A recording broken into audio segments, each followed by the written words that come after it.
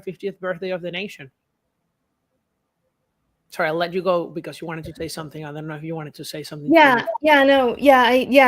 We're gathered here today, partly because we want to. Part of it is commemorating this, and Young Voices is making an effort to publish and give voice to those who want to reflect on America and it's these 250 years of this incredibly amazing experiment that is America.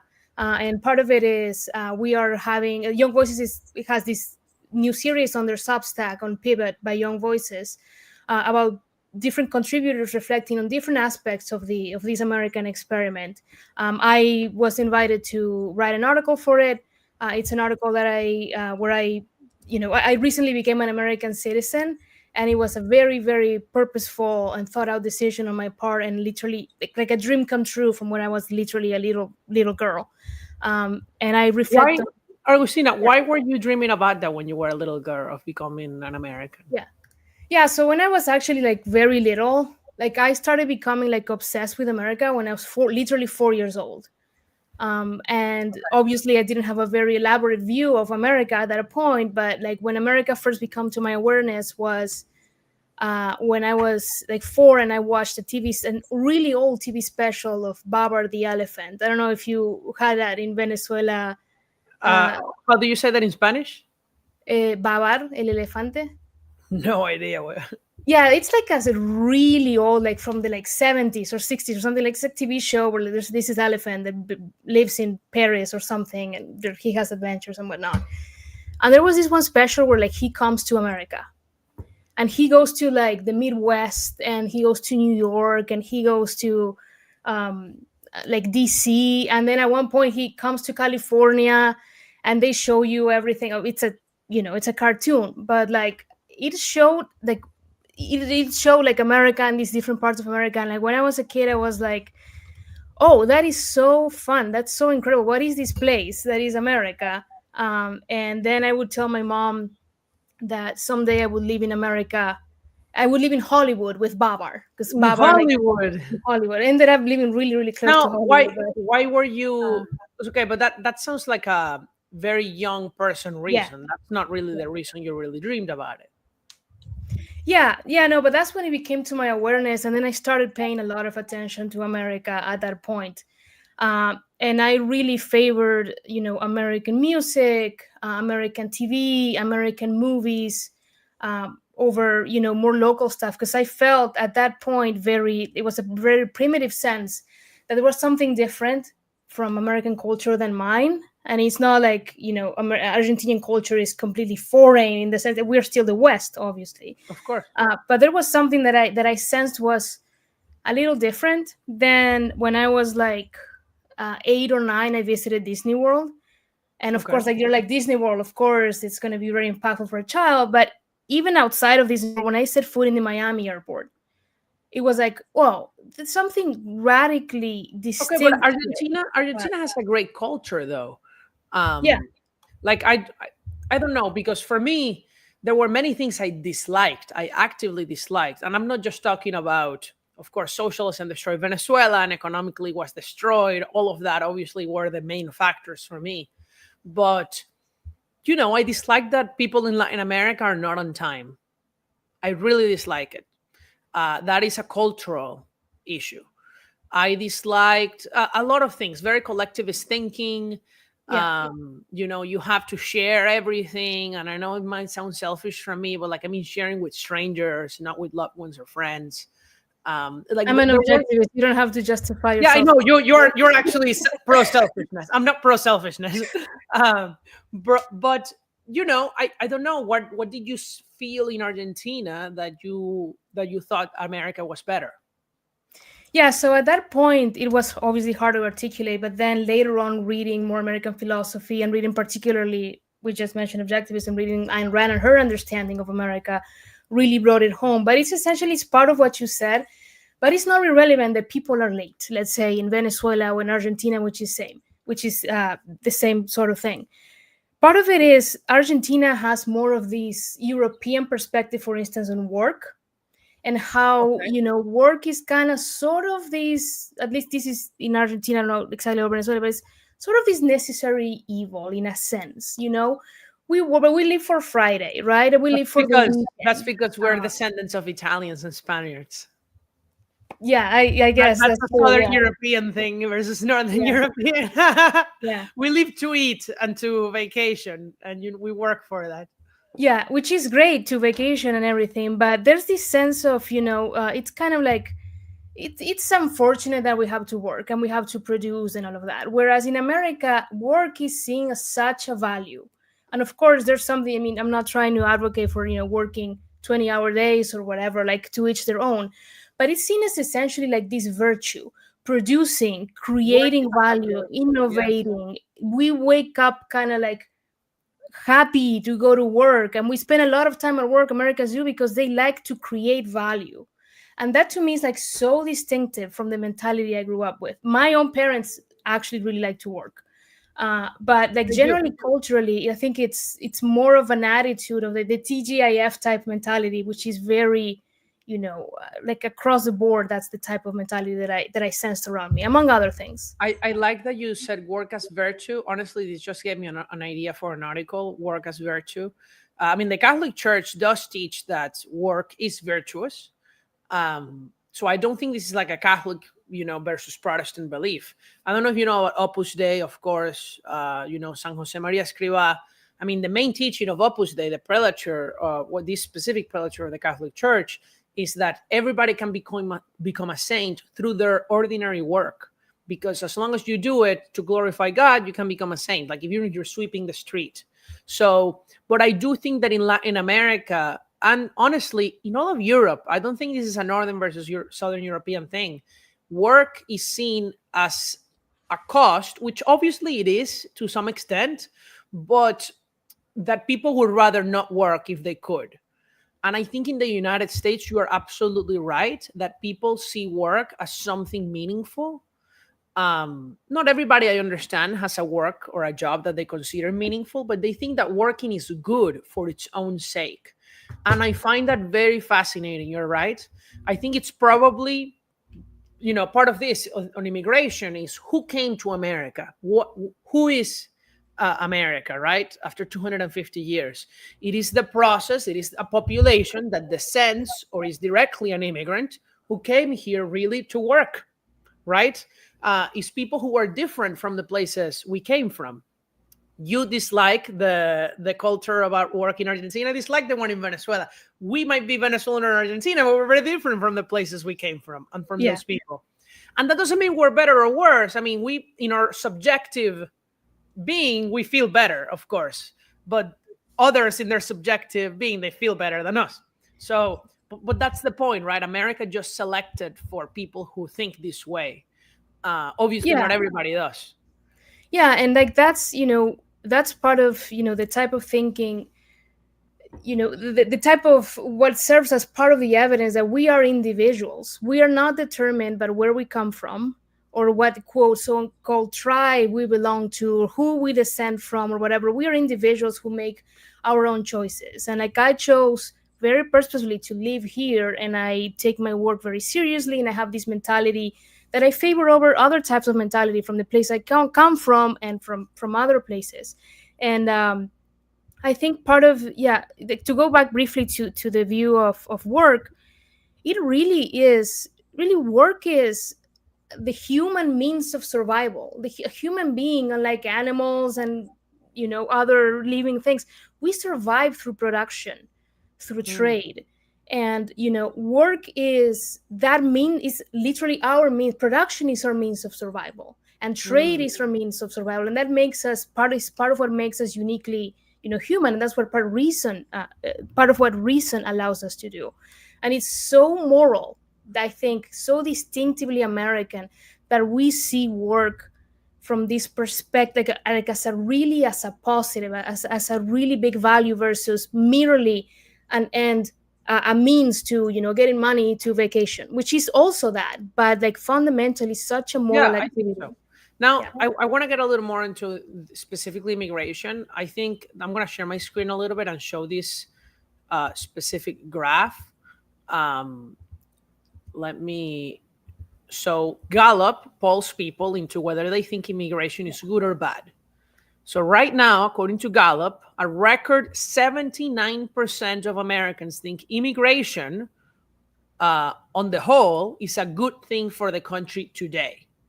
That is up from 64% last year, which was already relatively high, but the lowest level in 10 years, after the border crisis had really made Americans more worried about immigration.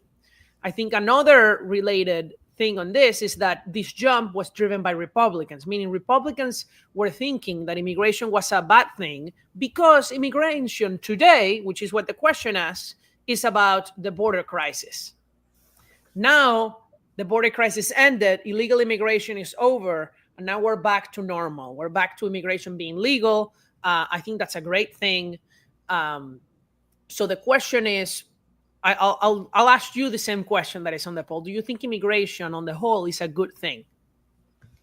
Yeah, I absolutely think so. I mean, I think, I think that the title for the event is like, that immigration makes America great. I think, yeah, people working, producing, living their lives, building a life in peace and trading with others makes America great. That's part of, what was distinctive of our founding values and what we were founding on. Like, it was the first country in the history of Earth that recognized life, liberty, the pursuit of happiness as is these inalienable rights, and government is, set among individuals to protect those rights.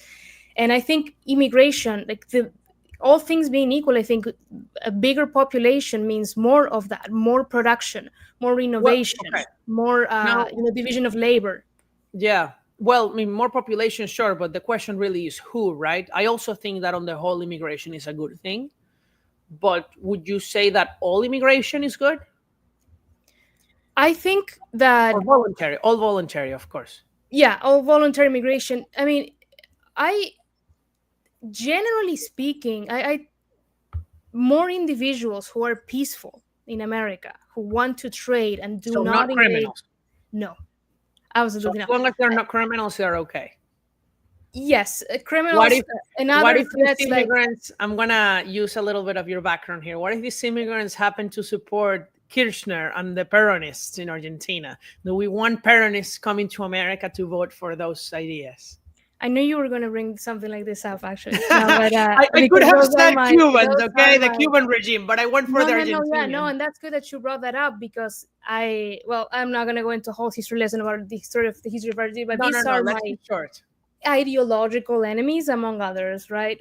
But look, I think, as much as I disagree with them, as long as someone is not a threat, that we know that we don't have objective reasons to believe that they're a threat, like a Hamas terrorist or one of these. Well, that's pretty extreme. I'm okay with deporting shoplifters too. But I don't think that the government has a role in screening out for ideology, for several reasons, including it's a slippery slope. But, for something to be a slippery slope, the first step has to be slippery.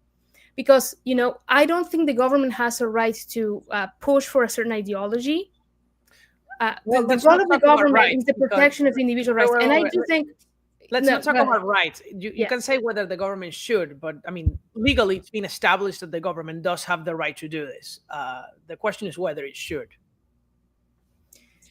Well, does it have the right, or does it have the power? That's a different constitution. It's been ruled by the Supreme Court, let's just say. Yeah. So if the government has apparently the right to screen for ideological threats, and I mean, that doesn't mean that the government does have a right to screen for ideological threats. So the way I think about it is, what are governments for? So governments are for the protection of individual rights. What is the essence of the American... Wait. Well, the U.S. government was established not just to protect rights, but to advance the welfare and ensure the prosperity of the posterity of Americans. By protecting individual rights, right? Life, liberty, the pursuit of happiness. Well, I can read the exact text from the Declaration of Independence if that's what you want to hear, but it's not necessarily just for that. Actually, I'm just going to read it because Yeah, I know the part you're talking about, but like it's part of defining what the actual role of the government is in a country like America. Right. Is it to protect individual rights from and Yeah, individual, what are and individual rights and then secure the blessings of liberty to ourselves and our posterity. And if to secure the blessings of liberty to our posterity means you have to exclude communists, I think that the founders who have probably supported that. I think that I mean, no one can speak for the dead, obviously, but I think that from what I understand of the American founding and the American political philosophy, that is more of a job. I mean, the government has again, like the role of the government is to protect individual rights. How can individual rights be violated? By initiations of force, right? By their own So, government too, right? So if you yeah, have a initiations of population force. that votes for that, Yeah, so initiations of force both by the government itself, I mean, that is a violation of rights, and by individuals, civilians or whoever, and obviously foreign agents as well that may want to come here and initiate force against us. That's how rights are violated. In the spirit of what a lot of America has been debated, unfortunately, because of the reasons why in the last several days, I don't think that words are violence. Like some people like to claim that conservative viewpoints no, are no, no. violent. Words are not violence, but that's not the question that we're debating. The question is whether it is appropriate role of government in a nation based on an idea, not an ethnicity, to try to preserve that idea by ensuring that the people who are welcome to that nation buy into that idea. That seems pretty common sense to me. I think that is not because you have a lot of faith in that the government is going to uphold the founding principles of America. And I think don't that actually, but I do have faith that if they don't exclude communists, communists will come. I think that look. So there's a distinction between what is an initiation of force and what is a threat of an initiation of force. I think that someone who is a member of the of a part, Communist Party is one of them, but there are many groups and whatnot. Totalitarian parties, Yeah, according to the law. totalitarian parties that actually advocate for the violent overthrow of government, meaning their stated purpose is we want to see the U.S. government burn, and you actually subscribe to a party. That is a problem. I don't think that for what was it. What if they just burn the flag?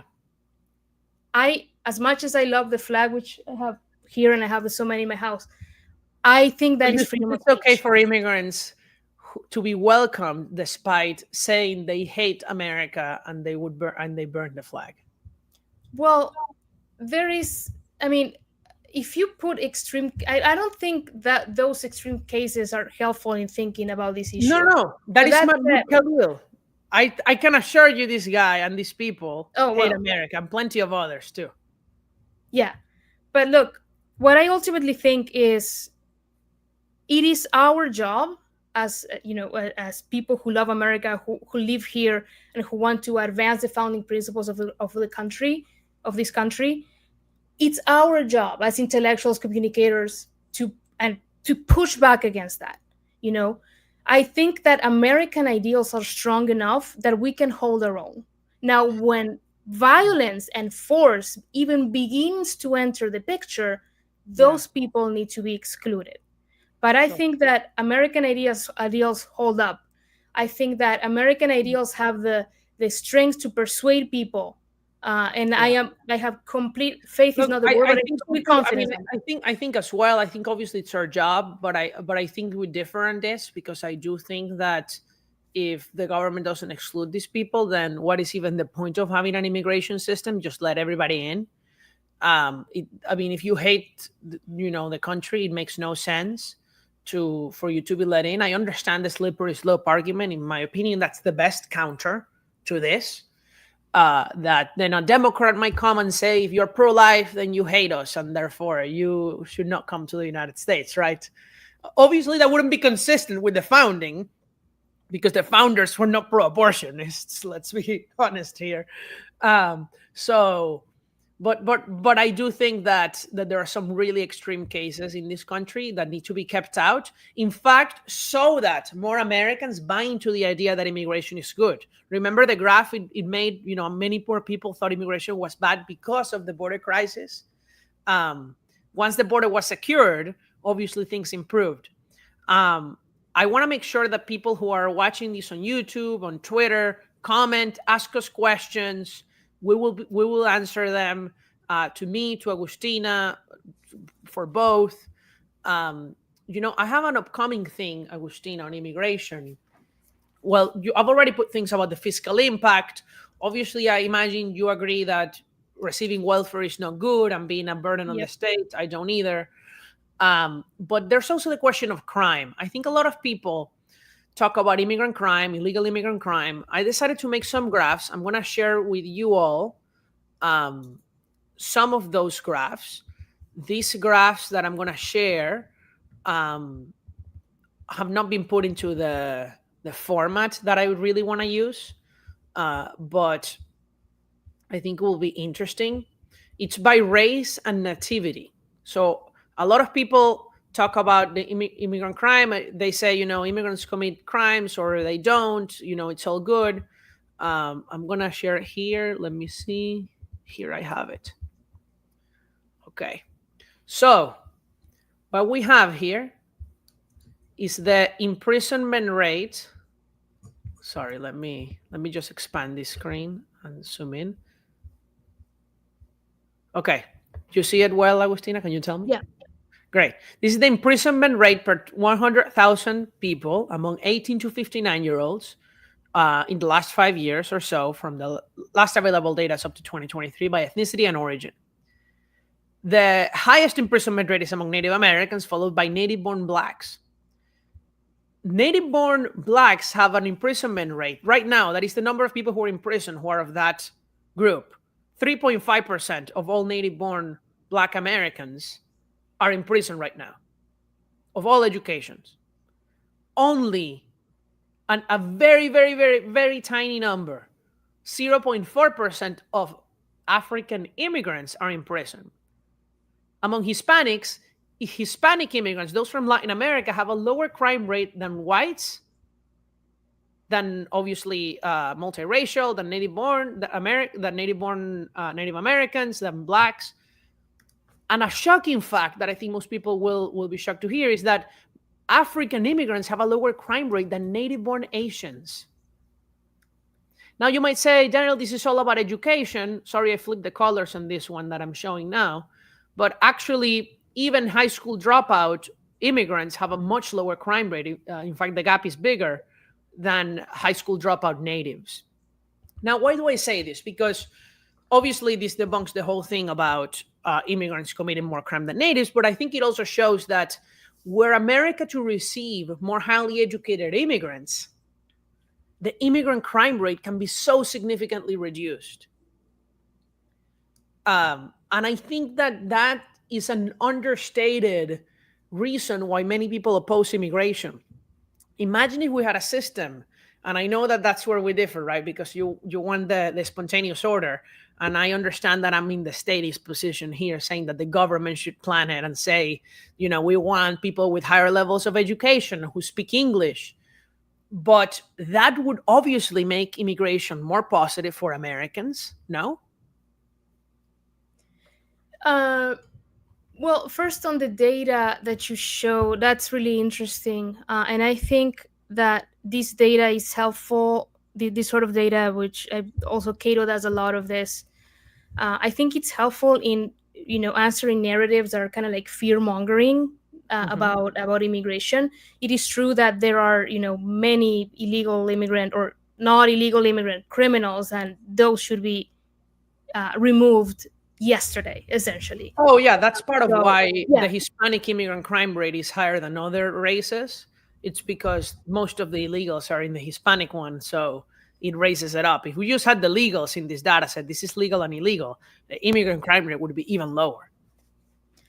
So yeah, I think that data it's helpful in that regard. But also I think, so the question was, more highly educated immigrants, would that be make immigration even better?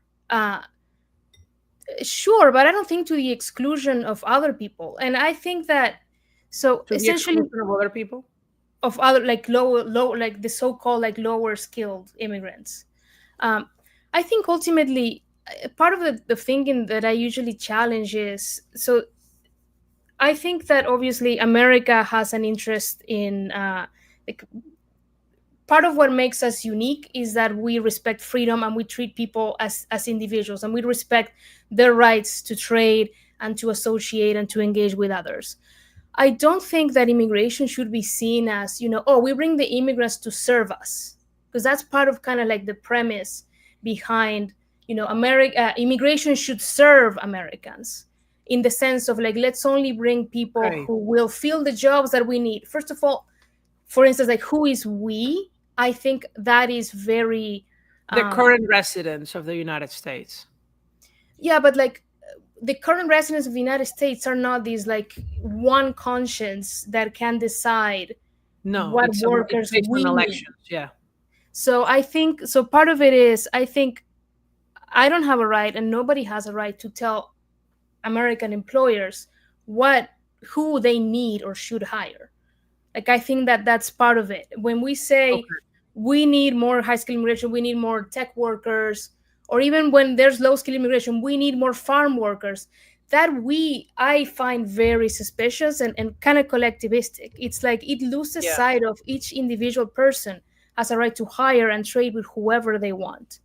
What Uh, do you think is the purpose of the government? Just to protect people's rights from violence? to protect individual rights, and therefore, Protect obviously, the individual only way rights. to violate individual rights is Okay. through the use of So, okay, force. but now given that we live in a system where there is welfare, you know, Milton Friedman famously said that you cannot have open borders in a welfare state. So, what do you have? I think well, we can have a whole discussion about the issue of welfare. I have an article written about this from like last year, I think it was. But I think, yeah, I don't favor welfare for immigrants or for anyone else. I Okay, think, but we already have a system, and yeah, that's not going to change anytime soon. yeah. So So should the immigration system reflect that? I don't think so. If we were, I mean, first of all, we should, how this objection to immigration, the objection to immigration, like, what we can because we have welfare. I think first of all, the anger or the outrage should be focused at the welfare state, because the welfare state is essentially the productive sacrificing for the unproductive, right? No, Like, that is I essentially, absolutely agree. I think the welfare state should be reduced. I don't think it should be eliminated completely. I do think that the government has a role in helping the poor, and I don't think it's going to end, honestly, ever, because it hasn't in any country. Even Singapore has welfare programs. So the question is, do you have a system that either not allows immigrants to naturalize, so they never become citizens, so that they never get welfare, kind of like Dubai, and then you have them as a slave class? I don't believe in that. I think that would be negative, but obviously would be positive economically. Um, or you have a system in which, yes, people can come, they can assimilate, but they need to be net contributors. Because, I mean, I don't know, maybe we disagree on this issue, but I think there is a limit, or there is, if there were too many immigrants in the country, it could be a problem. I don't think we are there. We're close to there. I think that the more educated and more English speaking and all that the immigrants are, the higher the limit is. But, if you say dropped in the entire population of, I don't know, the, Ghana into the United States, would that bring any problems? I think it would. well, yeah, because part of it is, if you make any change overnight, like if we were literally able to do that to, I don't know what the population of Ghana is, but let's say, I don't know, 10 million, I don't know. If we were to drop 10 million immigrants overnight in the United States, like, Yeah. even assuming they're peaceful, But I think that that they would would, be, though. I think it would be immigration to this country if it was under the system that, for example, you're proposing, where the government doesn't have a right to let people, who they hire or where they live or anything. Easily, legal immigration would surge to 10 million a year to the United States. That's easy. You know how many people apply for the diversity visa lottery, to which most yeah, countries aren't even eligible? 55 million a year. Yeah. Imagine immigration surges to 20 million a year. I'm going to be fair, just 20. Despite India being eligible, Canada, Mexico that are not eligible for the diversity visa, or most of Latin America. Yeah. We can easily have 20 million immigrants a year. Wouldn't that cause a lot of problems? Well, first of all, the reason why there is, did you say 55 million for the diversity? Yes. Which is insane. I mean, in the sense by the way, so the diversity visa lottery already excludes high school dropouts. Yeah. And it already excludes the major countries: Mexico, Canada, China, India, Venezuela, most of Latin America. Yeah, but I don't think that using that figure for the diversity visa is necessarily helpful, because why do so many people apply? Because there are not enough legal avenues for those people but I'm telling you, they would have a legal avenue. This is the number of people who affirmatively say, I'm able to move to the US within the next 6 months. Right. But what I'm saying is part of why there are so many applications for that is because they don't have another avenue. They're not eligible for H1B, or they don't have a ways to, or they, they didn't get selected in the in the lottery, whatever. So I think so. This is all just to say that figure, I don't think it reflects of how many people would actually come. So you think that if we had open borders, 20 million? No, I don't. I'm not for open borders. I'm not for open borders. Free migration. Yeah, but like there has to be a distinction here on like what it actually means, because a lot of anybody can come except criminals. Well, criminals, national security threats, people with certain contagious that is a very tiny fraction. That is like 1% of people. I think that is the ideal. Now, okay, but I do think that 20 million people a year would come. In fact, I think it would be more. I'm just rounding it down to 20 for right. But part of the assumption here is that it's like, imagine I'm president tomorrow, or like I am Queen of America for a day. I would never say let's open the borders, even having all these vetting, even if vetting were perfect, I wouldn't say let's open the border and just let people in. Okay. I think that part of it is, and actually Ayn Rand said this, and I find her perspective really helpful. She was actually asked, what would you do if you were elected president? And she said, well, first of all, she would never do that job for other reasons, but she said she would deregulate and bring America and like try to create a free market. But you can't deregulate overnight. You can't just, so in the context of immigration, you can't just be like tomorrow, open borders, so to speak, and everyone can come. Nothing matters, because of course you would get, I don't know how much, like airports would collapse even if it wasn't in the same day. Like it would be a mess. Why? Yeah, because, but I mean, you could do it gradually, but eventually you would get to tens of millions of people coming a year. Well, in a free market, you would get as many people as the free market, which is all of us employers, like can accommodate eventually. Right. Okay. And then don't you think that America's foreign-born share, for example, would rise very easily to 50% of the population? It's hard for me to say that, because we don't have anything close to that, and I don't know what this is what happened to Dubai, what the free market would be able to accommodate, because part of what it means to have a free market is to also get rid of a bunch of other regulations, like licensing laws, for instance, among many, many others, right? But this is what happened to Dubai. They're 90% foreign-born. It's very economically beneficial because under their system, there's no welfare. In fact, the welfare is for the native citizens of Dubai who live off the immigrants who do work while they tend not to work.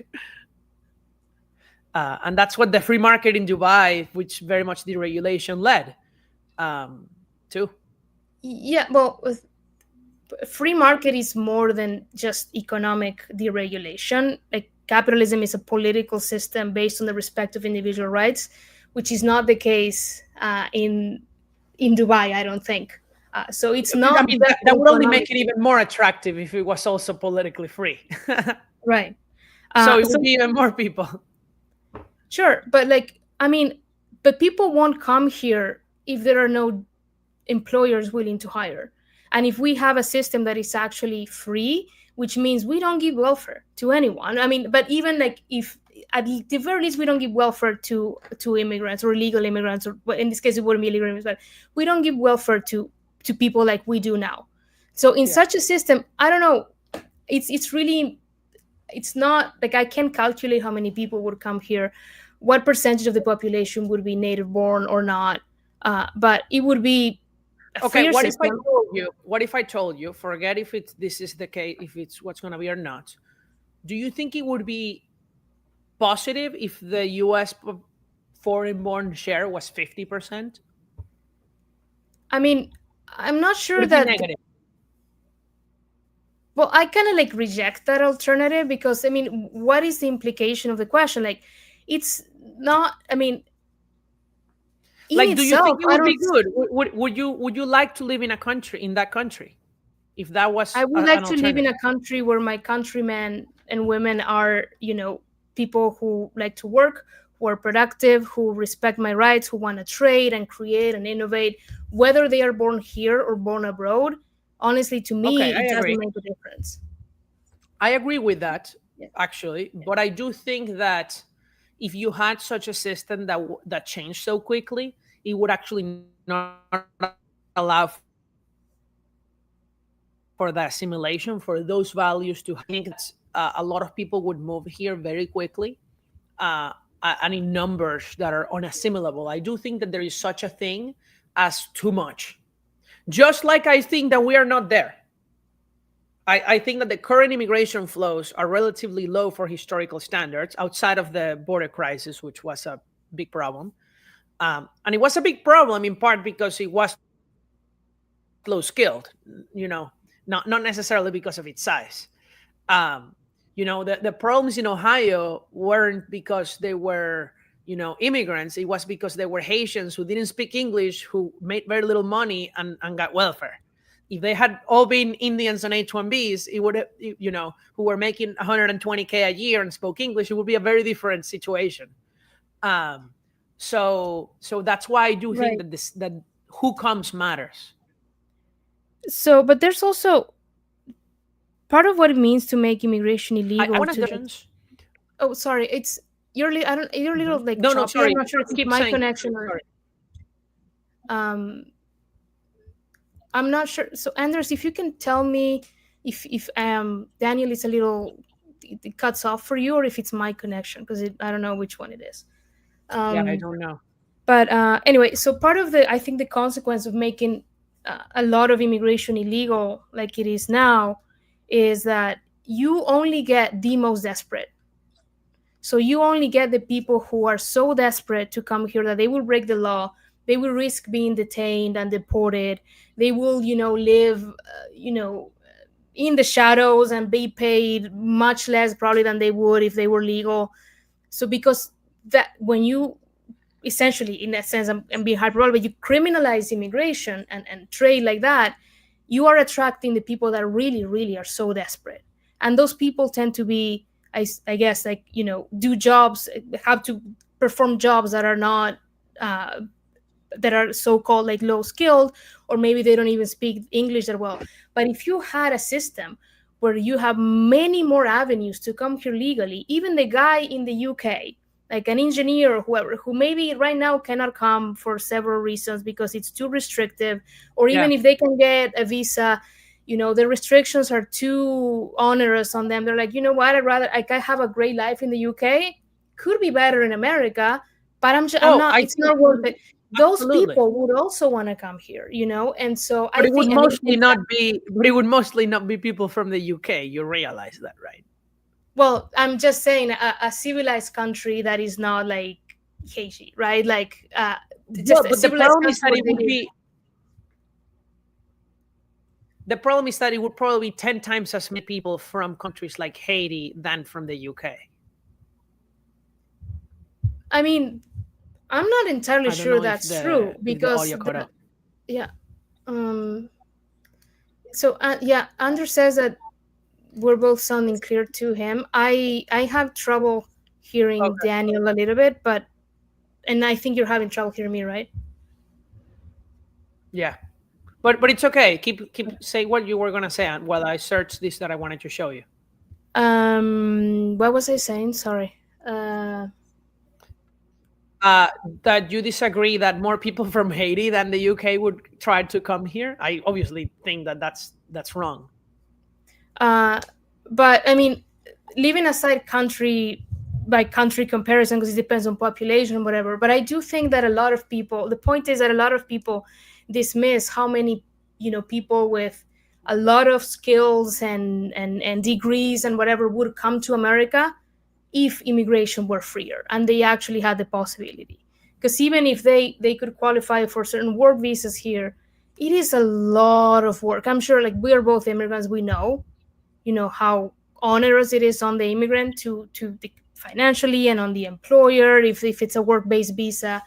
A lot of people just say, look, it's not worth it to me if like, it's just not worth it. But they would come if things were much easier. So part of what our system does right now is attracts the desperate. So yeah, that's I think a factor that is minimized usually when people discuss having more freedom in immigration. Well, I think that immigrants obviously on average are good, but that's because immigrants are already highly selected to come into the Yeah, US. that's true. And in part because of the restrictions. It is well established that even border restrictions ensure that the illegal immigrants who do make it are even more physically fit, younger, and more highly educated. It's really funny, but it's true because it costs more to get here. So you exclude the poorest. I mean, there is this myth, or maybe you disagree or agree that it is a myth, but it's the Statue of Liberty that is giving more time for poor returned refugees. The reality is that immigrants who came to America historically have never been the wretched refuse. They have never been the poorest of the poor because it always cost a lot of money to get here. It cost when there was free immigration in the 19th century, just the trip on the boat, and the fact that you couldn't have an illness that were very common back in the day, those illnesses. So that is one. And now, even illegally, it's up illegally. And because it costs thousands of dollars to come illegally to the US, you don't get the people starving from poor countries getting here. Let me know if I'm good with my connection. I'm alambric right now. Like, I'm using a cable. I'm not sure why there would be a problem. Yeah, I have a ton of Um, problem but hearing you. But I got that you said that historically it's been harder to immigrate. Very demanding to immigrate. yeah, historically, it's always custom. Yeah, absolutely. And so if you were to lift all restrictions on immigration, even if gradually, you are going to get a lot of immigrants here, you are going to get what you would have in the US. I could not Yeah, hear who knows? much of it. Maybe it's actually under. Oh, because of the issue he was having. Yeah, it's possible. I'm also wired right now, so it's um I don't think it can. Well, it could be me, I suppose, but it's less likely. Um, Yeah, Andrew says he um, doesn't know. um, so How let's do try you again. respond? I'm actually maybe you can help me workshop this idea.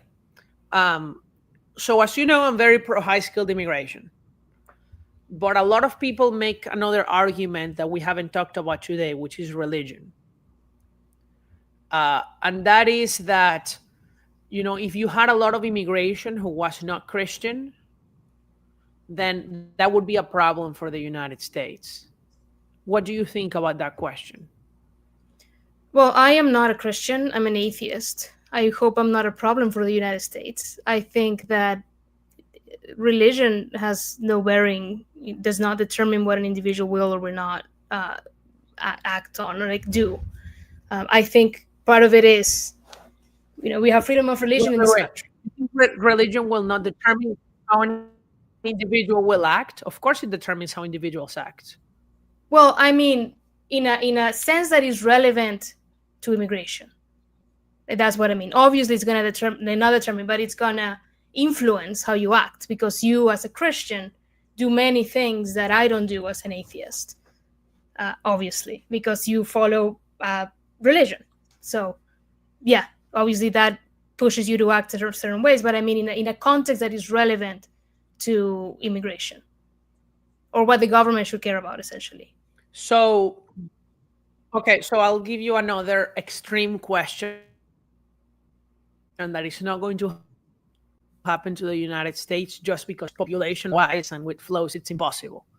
But what if uh, a huge number of Muslims suddenly came to the States? A significant part of the country was Muslim. Suddenly, let's say 20%, 25% of the United States was Islamic. Do you think that would be positive? Would you want to live in that society? I don't I don't think that would ever happen in America. Um, I don't think that. I don't think so either. But imagine, would you want to live in a society that was a quarter Muslim? Well, if I wanted to Oh, do wait, that, I I have would go some to the Middle connection East. issue. But I don't. So I don't find the hypotheticals kind of like the trolley problem, essentially, like these emergency scenarios. I don't think they're helpful in discussing the real world, essentially. If the question is, um,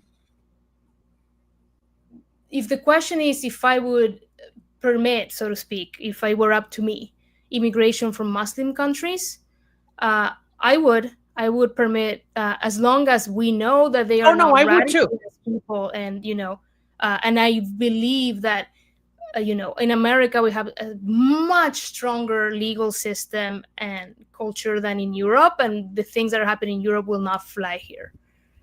So, but yeah, I mean that hypothetical of 25% Muslims. I mean, it would. I don't find it particularly helpful. But look, if people want to exercise their religion, as long as they don't violate my rights, I may not agree with religion. Like, I don't actually care.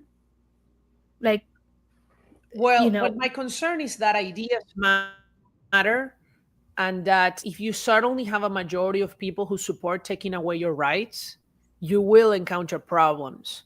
They will just be in the future.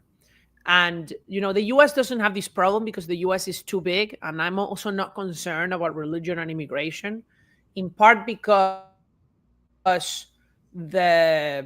I think the greatest threat to religion is not immigration, is secularization domestically.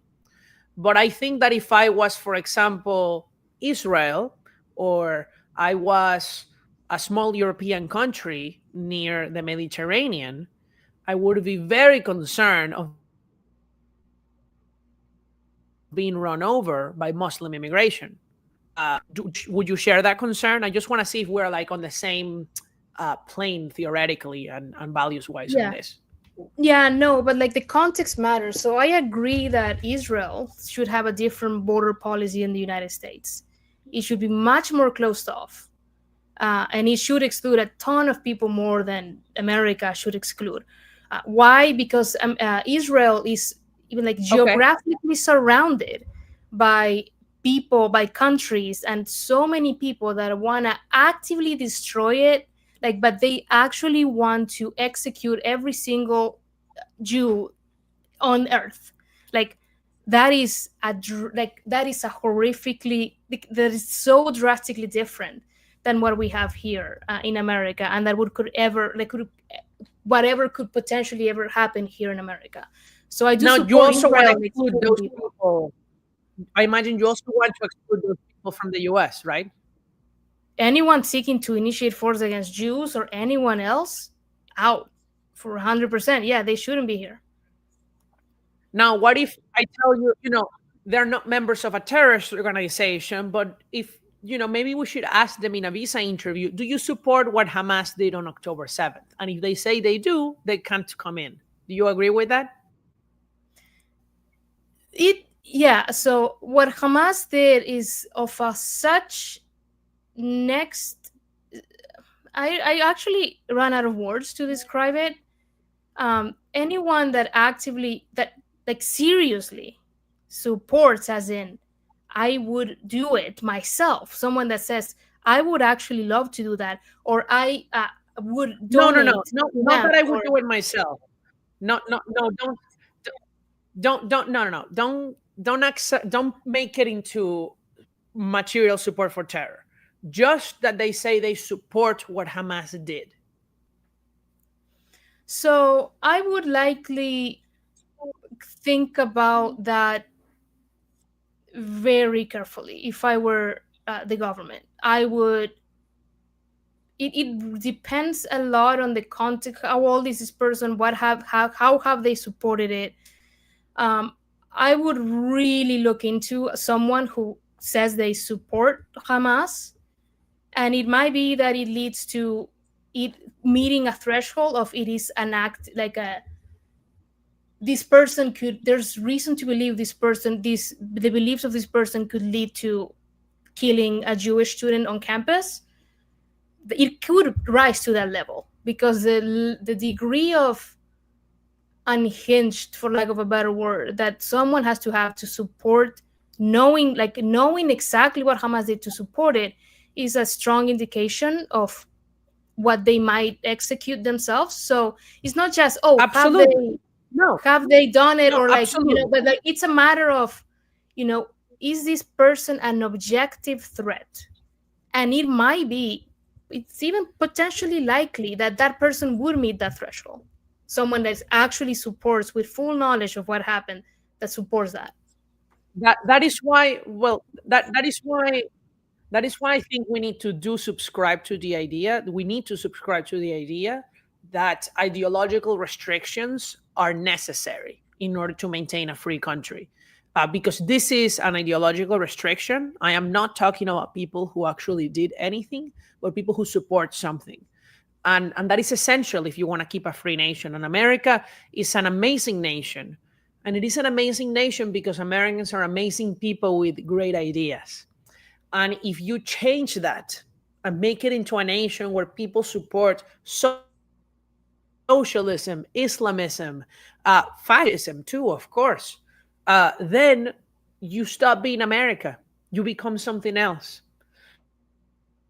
And that's why I like a lot what the Trump administration is doing on ideological restrictions recently, including on burning the flag, because just as it's un-American and it is horrible to support the terrorism that Hamas did, it is also un-American and insane to allow somebody who hates you to be welcomed into your society. And that is what flag burning is. Oh, great. We had some disconnection thing. I don't know if you heard me, Agustina. I think I heard most of it. I think I heard most of it. Um,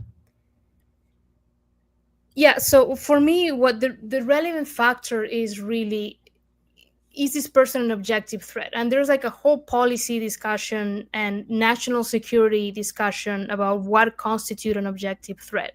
Like, what meets the threshold of this person is highly likely to initiate force against others, whatever their belief I am system saying is. this person will But not initiate force.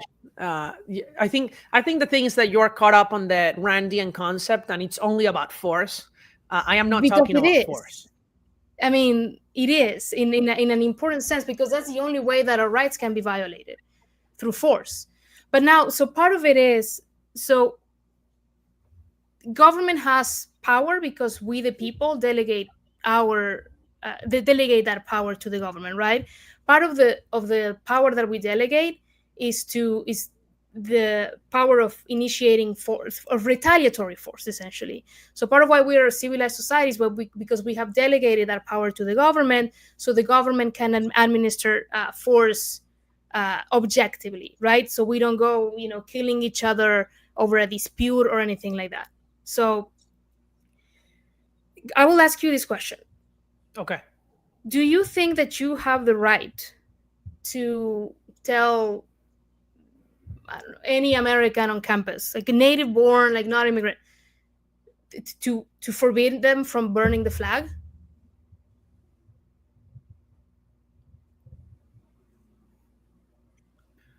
I think that that is a legal question. Uh, So what I think it should be, I think that I like what the Trump administration is doing, which is that they are going to go after flag burning where it's already illegal. For example, if you're burning something in a public park, that's actually already illegal. So if you're burning the flag, they will charge you for burning something in a public park, not for the flag itself. But I don't think that people should go to prison just for burning the flag. But I do think that a non citizen who burns the flag has no right to be in the United States. Okay. But so, and what is the philosophical justification for the government being able to do that? Well, because in order to be in the United States or any country, forget about the United States, in any country, uh, it's you should not welcome people who hate you. Now you can deport citizens, right? And the people who are born here not only are citizens, but they've never known another country. But if you are not a citizen, then and you're burning the flag, then you clearly don't want citizenship, and you are inadmissible.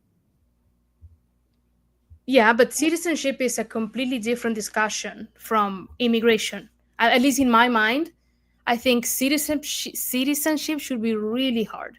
And in fact, it's probably too easy right now. I mean, but everything else is messed up, I think, in the immigration system. But like, citizenship is a different thing. Like, I I think, agree, but yeah. Can you hear me? I think about immigration in the same way I think George Washington. Yeah, I can. I think immigration about the same way George Washington thought about it, which is that he wanted the virtuous people from any nation to come. But virtue was a modifier. Not any people, not peaceful people, but virtuous people. And I don't think that burning the flag is virtuous under any circumstance, actually. I don't think there's any circumstance under which burning the flag for political reasons makes sense. I mean, I guess if you're homeless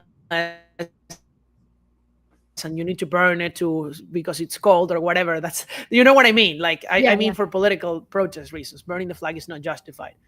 Uh, so, yeah, I do think that everybody should agree that immigrants should not burn the flag, and if they do, they shouldn't be in America. If you hate it so much, why are you here? Go back to where you came from. Right. But the reason I brought this up was, if the government doesn't have so let's say, does the government have a right to punish those who hold socialist ideas, like all these, garden variety college students who are socialists, who support Mamdani in New York and all that? The government has no right in telling them what to think or punishing them for their views. I mean, their views are abhorrent to me. The Mamdani thing is really, I have no words. I really hope we don't go down that route. But the government has right, like, it has, like, no say on what people think or who they vote for, right? Like, if we talk about political philosophy, what gives the government the right to not? I mean, what prevents the government from punishing socialist native born but policing the thoughts of immigrants? What is the difference Well, there, philosophically? okay. Like, Well, we're talking about delegated powers, right? So the what difference is that you, immigration Daniel, is have not a a right right. to do to others. The difference is that immigration is not a right. I'm not saying that the US government has a right to imprison people for burning the flag. I'm saying the US government has a right to revoke the right to be here for non citizens who burn the flag or who are communists or Islamists, by the way, because Americans do have a right to become members of the American Communist Party, but non citizens don't. They get deported for doing that. The same thing under current law. Right. But what I'm saying is, so, like, because I brought up delegated powers for this reason, it's essentially what Agustina, have a right to, like, I give the government I delegate the government the power to do things on my name, essentially. Long story short, do I have a right to stop others from having socialist views? No. I mean, that's clear. Like, do I have I the think right you to have a right to prohibit people from coming into your community for having socialist views. your private property, for sure? Like a socialist would not Well, enter I my think home. that the country is sovereign, right? So the country has a right, the government, to let people in or out. Yeah, but like the country is not like anyone's private property, right? But because It is what not, if but the the, borders are controlled by the government. right, they are protected by the government, yeah, and they should Yeah. be. But what if, so with what if universities, whatever university you name, whichever one, they also, if they also quote unquote own the country, so to speak, what if they do want to welcome the socialists? I would How? disagree. I would not let them. But what is, so what I'm trying to get to here, and I'm not, it is not a gotcha or anything, it's just kind of like trying to figure out where this comes from, in philosophically, where does the government's right to stop that come from? Well, If yeah. I, as citizen, do not have a right to stop Well, it anyone. comes. The government does have the. I mean, empirically, the government has the power to do so because it has the exclusive use of force. It can punish people. It can prohibit people from coming into the country because it controls the borders. That is the fact, and that has been established legally. And I do think that in order to protect the welfare of the citizenry, it is in the interest of the citizenry to prevent communists and Islamists from being in your country. And if that means that a college wants to bring in uh, somebody to indoctrinate people on, let's say, radical jihad, then the government should prevent that person from coming. For example, it happened with a professor, actually, a college professor from Lebanon. I don't know if you saw her case. She got deported at the airport despite having a work visa because Was the she one that went admitted to to the the border funeral? officer. Yes, she went to the funeral of the Hezbollah leader. Yeah. Because she felt really sad about the death of the Hezbollah leader. Good riddance. Thank God she's not here anymore.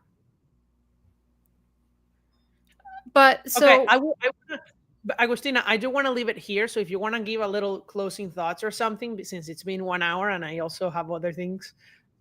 yeah. No, but But I well, think I this kind of was wanted to actually ask a really good, question and I that love was the unrelated. examples we brought up. Sorry, well, maybe I can ask you privately a different question, that I have. Uh, but no, I mean, No, well, basically, I if think, it's short, feel free. no, I wanted to ask you how, and again, like, I literally just want to learn, like, what you think about this. So, if I understand correctly, you were not in favor of ending TPS for Venezuelans. I think that's true, right? And I share that view, if so. Yes. So, what is the justification for that position for you? Because most of these TPS recipients are like not high skilled or anything like that, right? Well, the justification is actually very practical. I think I've written about this.